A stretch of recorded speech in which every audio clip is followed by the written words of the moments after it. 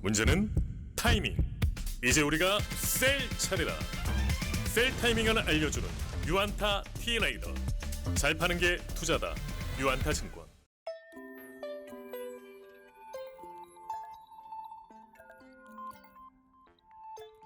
네, 안녕하십니까. 유안타증권 김우정입니다. 오늘 유안타 투데이에서는 상반기 펀드 시장에 대해서 말씀드리도록 하겠습니다. 벌써 2021년도 지금 하반기에 들어섰는데요.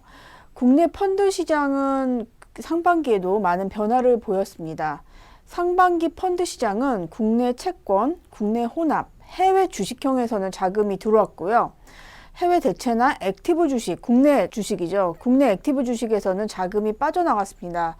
국내 채권 유형은 아무래도 유동성이 대폭 증가하다 보니까 영향을 받은 것 같고, 국내 혼합형은 공모주 펀드가 투자자분들이 많이 선호를 하시면서 자금 유입이 된 것으로 나타나고 있습니다. 그리고 작년부터 해외 주식 직접 투자가 활성화되면서 많은 분들이 해외 주식에 대해서 눈을 뜨게 되셨는데요. 그러면서부터 작년 4분기에서부터 해외 주식 간접 투자가 활성화되면서 해외 주식 펀드로 자금 유입이 좀 많이 들어오고 있는 상황입니다. 반면 국내 주식 같은 경우에는 직접 투자는 활성화가 되어 있지만 간접 투자에서는 아무래도 이익 실현이라든지 이런 것들이 맞물리면서 자금 유출이 되고 있는 상황입니다. 다음으로는 각 유형별로 신규 설정에 대해서 말씀드리겠습니다. 신규 설정은 운용사들이 향후에 어떤 펀드가 투자자들에게 관심을 받을 것인지에 대해서 많은 고민을 한 후에 이루어지고 있기 때문에 향후 시장 방향성에 대한 것을 알 수 있습니다. 가장 대표적으로는 해외 주식이 가장 활발하게 신규 펀드가 설정이 되고 있고요. 그 이후로는 ETF를 포함한 인덱스 주식, 그 다음에 TDF를 포함한 라이프 사이클 펀드에서 활발하게 신규 펀드가 설정이 되고 있습니다. 새로 만들어지는 해외 주식의 테마 같은 경우에는 주로 ESG, 미국 펀드, 지속 가능, 메타버스 등의 테마 펀드를 대표적으로 들 수가 있습니다. 국내 주식 같은 경우에도 ESG나 지속 가능 이런 테마 형식으로 액티브 주식에서 활발하게 지금 신규 설정이 이루어지고 있습니다. 코로나19 팬데믹 이후에 투자자들이 아무래도 범용적인 펀드보다는 콕 찍어서 하는 펀드죠. 그런 테마 펀드에 대해서 지속적으로 관심을 보이면서 투자를 늘리시는 모습이 나타나고 있습니다. 다음 페이지는 대형 펀드의 현황을 알려드릴 텐데요. 국내 패시브, 그러니까 국내 액티브와 국내 패시브, 그리고 해외 주식 펀드에 대해서 말씀드리겠습니다. 사실 투자자분들이 해외 주식이나 ETF를 선호하시면서 국내 액티브 펀드 중에서는 순자산 1조 원을 넘는 펀드는 국내가 신용밸류 고배당 1개뿐이고요.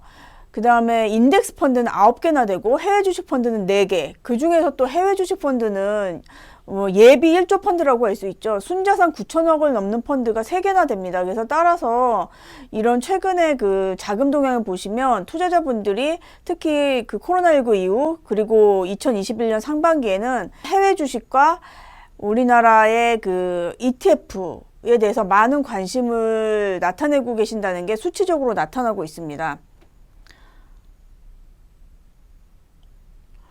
그러면 최근에 자금 동향도 많은 관심을 가지실 것 같은데, 선진국 펀드랑 사실 신흥국 펀드랑 다른 양상을 보이고 있습니다. 지금 뉴스에서도 많이 나오고 있지만 델타 변이가 문제가 되면서 이게 경기 회복에 걸림돌이 되지 않겠느냐 이런 우려의 시선들이 많습니다. 근데 미국 주식 펀드와 ETF를 보시면 사실 백신 접종이 순조롭게 이루어지면서 미국 주식 펀드 같은 경우는 특히 ETF로 자금 유입이 계속 들어오고 있었고요. 유럽 주식 펀드 같은 경우에도 4월부터 지금 자금 유입이 많아지고 있는 상황이었습니다. 그런데 최근에 보면 델타 변이가 이렇게 확산이 되면서 우려가 나오면서 선진국 주식 펀드의 자금 유입도 지금 감소하고 있는 현상이 나타나고 있고요. 아시아 펀드 같은 경우에는 백신 접종률이 낮은 아시아 주식 펀드 같은 경우에는 지금 자금 유출이 사실 아시아 펀드는 지금 동남아, 인도네시아나 말레이시아, 대만 같은 경우도 지금 코로나19가 많이 확산이 되고 있는데 그걸 반영을 해서 4월부터는 지금 자금 유입이 그 전과는 다른 모습을 나타내고 있습니다.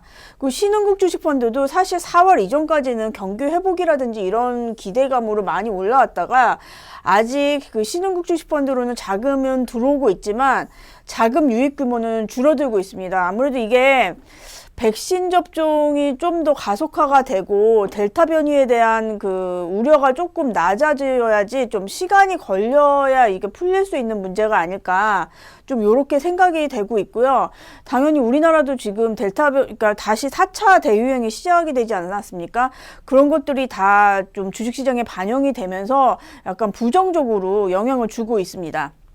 그 다음은 글로벌 신흥국 펀드 안에 한국 비중에 대해서 말씀을 드리겠는데 사실 인도는 뭐 대유행을 델타 변이를 가져온 국가이기도 한데 비중 자체는 그냥 비슷한 상황입니다. 반면 대만은 연초 이후로 신흥국 펀드 안에서 자금 유입이 많아지고 있는 상황이고요. 한국 비중은 사실 작년에는 좀 높아지다가 올해 들어서는 좀 정체된 모습을 보여주고 있습니다. 그래서 이게 뭐 우리나라 대형주의 상황이랑도 연결이 될 것 같은데 그런 것들이 좀 복합적으로 작용이 된 것 같고요. 최근에 가장 그 관심을 받고 있는 ESG에 대해서도 말씀을 잠깐 드리도록 하겠습니다. ESG 특히 미국 같은 경우를 보면 유형별 성과가 모닝스타 그러니까 지속가능성 인덱스가 미국 주식시장이나 아니면 중대형주 인덱스보다 훨씬 좋은 성과를 보여주고 있습니다. 사실 이런 성과를 기대하고 있기 때문에 투자자들이 지금 투자를 좀 열심히 하고 있는 상황이고요. 우리나라에서도 ESG 펀드로는 국내 주식 액티브 펀드에서도 자금 유입이 많이 들어오고 있고 신규 펀드가 설정이 활발하게 되고 있습니다. 그래서 올해도 상반기에도 어떻게 보면 펀드 시장에 가장 관심을 받은 그 유형이 ESG 펀드라고 할 수 있는데 하반기에도 그런 영향은 좀 계속 이어지지 않을까 좀 생각이 되고 있습니다. 제 발표는 이렇게 상반기 펀드 시장을 말씀을 드렸고 하반기에도 뭐 주식 시장이나 펀드 시장은 나쁘지 않을 것 같이 예상이 되고 있습니다. 그리고 펀드 투자를 하실 때는 뭐 좀 장기적인 관점으로 보셔야 되니까 본인의 투자 성향과 그리고 장기적으로 어떤 테마 아니면 어떤 범주가 성장성이 있을 것인가를 좀 잘 살펴보셔서 좀 맞는 유형으로 좀 투자를 좀 장기적으로 하시면 좀 수익률 제고에 도움이 될 수 있지 않을까 생각을 드립니다. 네, 감사합니다. 문제는 타이밍. 이제 우리가 셀 차례다. 유안타 T레이더. T레이더 유안타 T레이더 투자 타이밍은 T레이더